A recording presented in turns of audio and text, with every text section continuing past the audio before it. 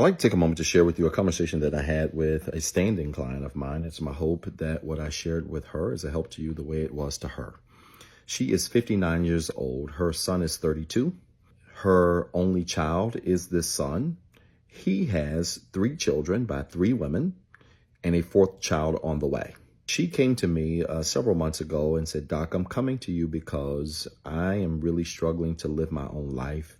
And part of the big reason I'm struggling to live my own life is because of my 32-year-old son who was diagnosed with ADHD at the age of 14. When he received this diagnosis, she was doing everything that she could to get him treatment. He didn't have a choice. He was living in her home, and she was making him get the treatment that he needed to, she thought, be successful in life. She said, but since he turned 18, he has refused to get help with his situation. I said, does he still live with you? She said he does. I said, at 32, with 3 children and 1 on the way. She put her head down and raised back up and said, yes, sir. She said, Doc, I know that's a problem, but I didn't come to you for that. She said, I came to you because I need tips on how to practice self-care in dealing with my son's problems and then dealing with my own relationship problems. I said, you didn't come for your son?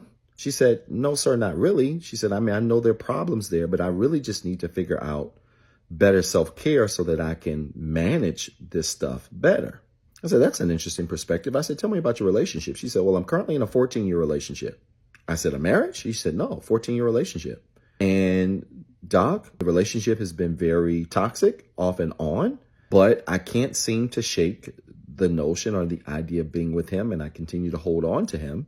And he obviously continues to hold on to me throughout all of the problems that we have, but something just doesn't feel healthy about it.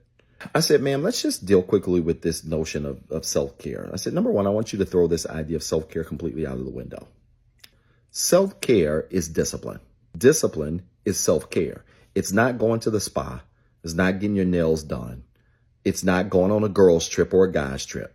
Discipline is self-care, and everything else around discipline is window dressing, which means you can go to the spa and get your nails done all you want to. But until you have the discipline to make the necessary decisions in your life that are critical to you living the best life that you should be living, going to the spa and getting your nails done ain't going to change it. I said, so let's be clear here. That's the ultimate form of self-care. And as much as I would love to give you quote unquote tips on better self-care, let's just start there. Because without discipline, you're going to be in trouble. I said, now let me just say this also. There's a serious problem with the connection you have with your son.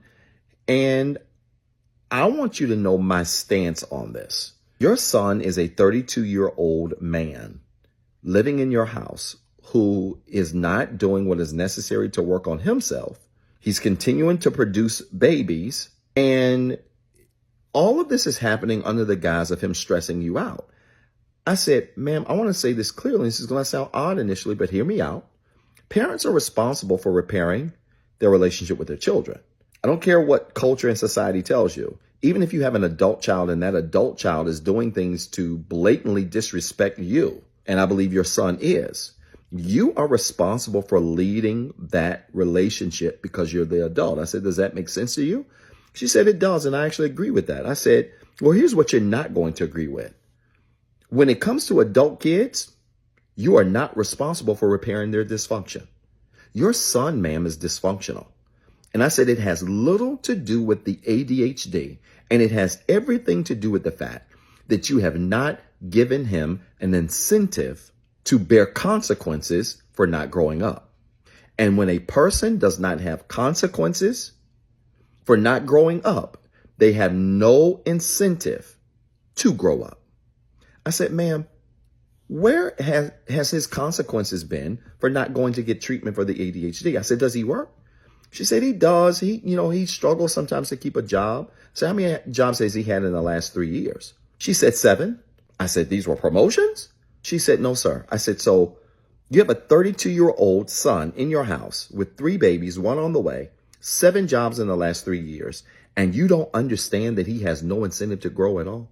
I said, ma'am, have you seen the movie Baby Boy? She started chuckling and said, yes, sir. I said, ma'am, you are the modern day baby boy. You're the modern day Jody's mama.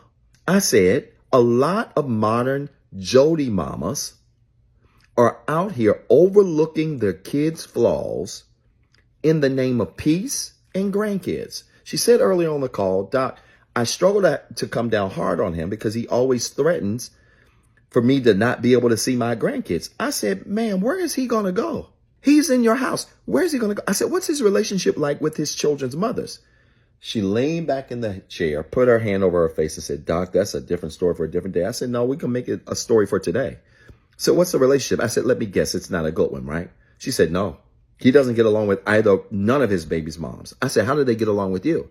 She said, they get along great. I said, are you serious? She said, yeah.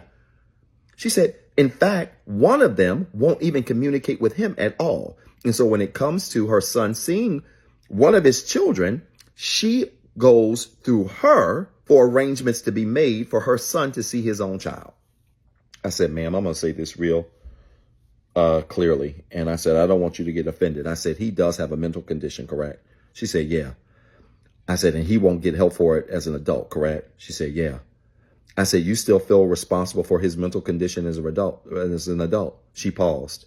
I said, you feel responsible for his mental health condition? She said, many ways, Doc, I do. I said, why? She said, because, he has a condition. He needs help. I said, he's an adult. I said, and here's the crazy thing. If he's sane enough to put it in and leave it in, he's sane enough to get some help. She started crying. She said, Doc, that was hard. I said, that was the nice way to put it. I said, your son is sane enough to get all of these women pregnant, but he ain't aware enough to get some help. I said, ma'am, don't you ever forget the value of self-awareness. It's honesty about who we are, where we are, and what we're doing. And having ADHD is not necessarily a substitute for a lack of self-awareness, especially if your behavior is reflective of such. I said, ma'am, where are your boundaries? She said, Doc, maybe I don't have the best boundaries, but this is my son. I said, he's grown too. He's got 3 children and 1 on the way. And he has enough sanity to say to you, in essence, that if he doesn't get his way, you're not going to see your grandkids. I said, so he ain't slow. And I want you to be very aware of this. Setting boundaries means you love yourself enough to teach people how to treat you and in turn, how to treat themselves. And not only that, when you don't enforce the consequences of people breaking your boundaries, you give people no incentive to change and you give them permission to do it again. I said, ma'am, you were not in the bedroom when these babies are conceived. But as crazy as this may sound to you, you are in part responsible for the fact that he continues to make babies because there are no consequences for his actions and behaviors. And I said, ma'am, until you enforce some consequences, you're going to give him permission to do this over and over and over again. This was months ago.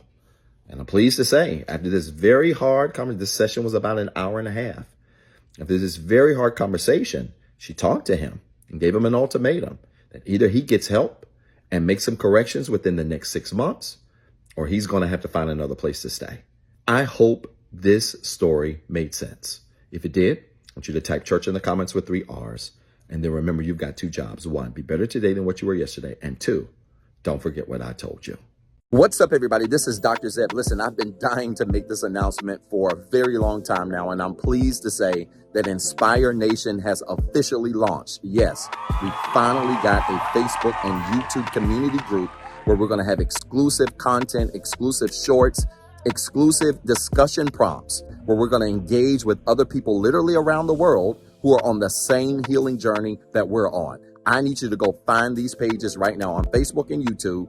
Inspire Nation, follow the page, join the group, introduce yourself, and be prepared to link up with literally thousands of people around the world who are on the same healing journey, who are looking for the same resources, and who want to also be surrounded with other like-minded individuals who are growing in the same direction as you are. I'm so excited about this because it's the beginning of some great things I can't talk about right now. Listen, you got 2 jobs. 1, be better today than what you were yesterday. And 2, don't forget what I told you.